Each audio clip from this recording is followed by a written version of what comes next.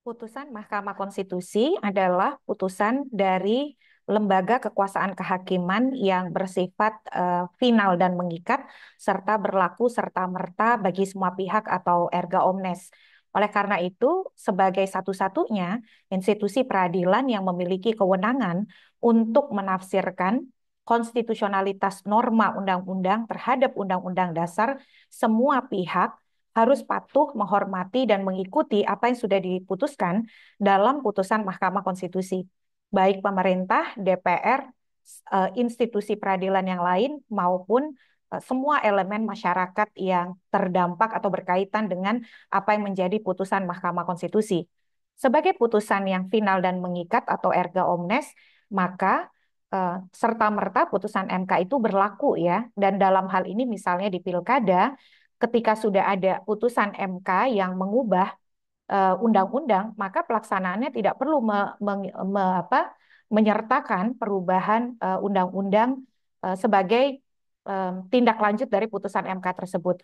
Di banyak pengalaman pemilu dan pilkada kita, putusan MK bahkan bisa dioperasionalisasi secara teknis hanya dengan mengubah peraturan KPU. Nah, langkah-langkah dari DPR yang ingin menyimpangi atau mengubah apa yang menjadi isi putusan Mahkamah Konstitusi tentu saja tindakan yang inkonstitusional, bertentangan dengan konstitusi, dan bisa disebut sebagai pembegalan atau kemudian pembangkangan terhadap konstitusi. Karena Mahkamah Konstitusi adalah institusi yang diberi wewenang oleh Undang-Undang Dasar kita untuk menguji undang-undang terhadap Undang-Undang Dasar. Harusnya DPR pun patuh pada putusan Mahkamah Konstitusi.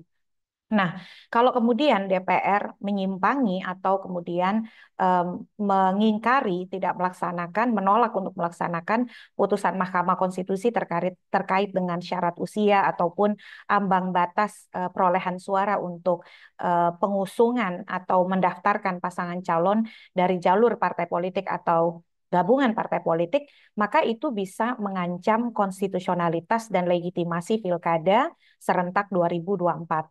Putusan MK jelas di dalam putusan nomor 60 tahun 2024 bahwa persyaratan pengusungan pasangan calon dari jalur partai politik atau gabungan partai politik, baik bagi mereka yang punya kursi atau tidak punya kursi di DPRD, adalah sebagaimana yang ada di dalam amar putusan MK, di mana persentasenya disetarakan dengan persentase untuk pengusungan calon perseorangan di pilkada antara 6,5 sampai 10%.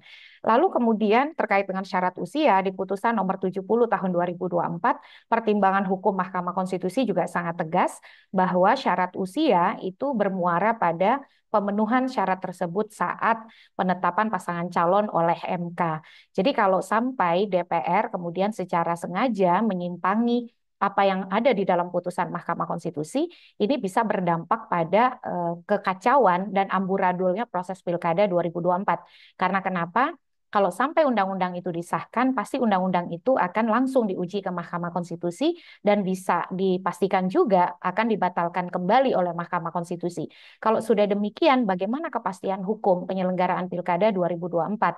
Selain itu juga bisa menimbulkan ketidakpuasan dan perlawanan publik, di mana bisa saja masyarakat kemudian melakukan pembangkangan sosial atau pembangkangan publik terhadap pelaksanaan Pilkada 2024, sangat mungkin gerakan boikot bisa meluas begitu ya, dan ada ketidakpercayaan atas proses Pilkada yang sedang berlangsung. Yang rugi tentu saja adalah semua negara atas segala biaya, tenaga, energi, waktu yang sudah didedikasikan untuk penyelenggaraan Pilkada serentak 2024, partai politik akan semakin terdegradasi kredibilitasnya di mata publik, dan yang paling berbahaya adalah atau yang paling rugi tentu saja di akhir masa jabatan periode kedua Presiden Jokowi justru meninggalkan kontroversi dan catatan buruk terkait dengan jalannya demokrasi Indonesia. Dan yang berikut adalah ketika Pak Prabowo ingin memulai kepemimpinan baru, justru diawali dengan skandal yang luar biasa, pembangkangan terhadap putusan Mahkamah Konstitusi yang melibatkan partai-partai yang menjadi bagian dari pengusungan atau pencalonan di Pilpres yang lalu. Tapi saya meyakini bahwa khususnya misalnya Pak Prabowo memiliki komitmen demokrasi untuk menyelamatkan konstitusionalitas dan legitimasi Pilkada serentak 2024, di mana semua aturan main yang sudah diputuskan oleh Mahkamah Konstitusi itu akan diikuti secara konsisten dan tanpa kecuali oleh semua pihak, termasuk partai-partai politik yang berada di bawah koalisi Indonesia Maju Plus beserta semua anggota yang menjadi bagian dari koalisi pencalonan di Pilkada serentak 2024.